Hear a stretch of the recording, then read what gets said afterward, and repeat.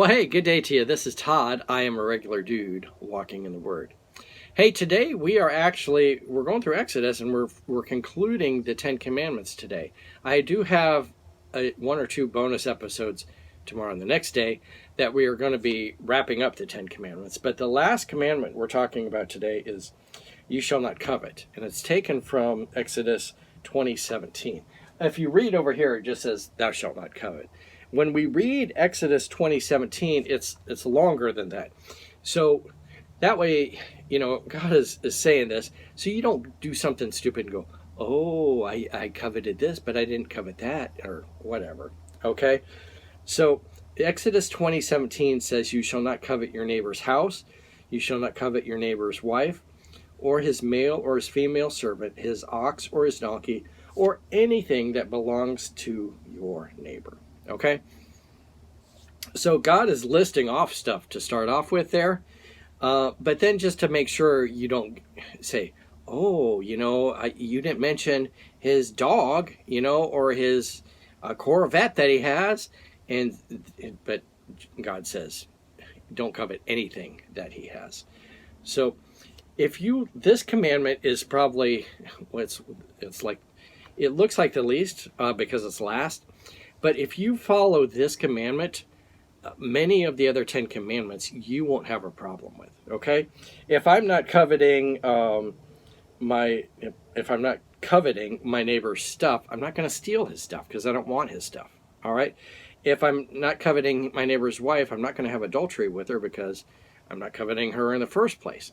So all this, a lot of these commandments that are mostly on this side, if I'm not coveting, that's pretty much taken care of for quite a few of those. All right.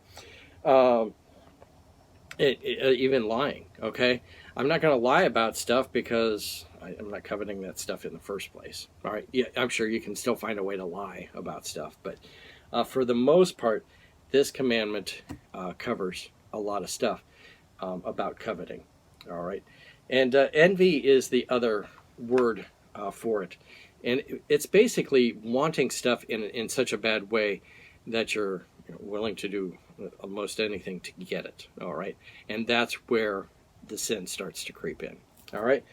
Let me conclude today by going over these commandments one last time here. This is the 10 commandments we have here, and they're listed up here. All right. But our cutesy little saying is, "Going to Venice, silly puppy, monkeys and snakes like everybody." Now, if you look at this, each one of these letters has a key word in that commandment to help you memorize it. And again, if you have a better way of saying it, you have a saying that's so much better, let me know. Okay? So the first one is God, and then the next one is idols. The next one is vain. Don't take God's name in vain. The next one is Sabbath. The next one is parents. And monkey would be murder. And would be adultery. Stealing, we talked about yesterday. The day before yesterday. Like would be lie, which we did talk about yesterday. And then everybody's envy, which is another word for coveting. Okay? So, bottom line is, don't be coveting your neighbor's stuff. And that's something you can ask God to help you with. So this is something I pray. I don't pray necessarily, "Lord, help me not to covet." But I pray this. I pray, "Lord, help me to be satisfied with the things I have." Okay? There's so much stuff around us. We have our house, and we're like, then we look at all these other houses, and we're like, "Oh, Lord, give me a house like that big old mansion." But we should be praying, like, "Lord, help me to be satisfied with the house you've given me and use it to the most of the ability I can for your kingdom." All right? Rather than, "Oh, Lord, give me this big old mansion."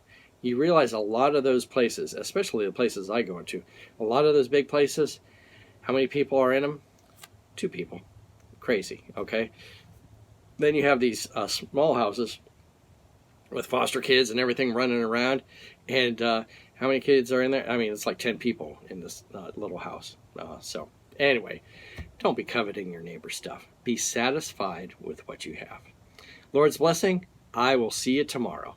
Thanks.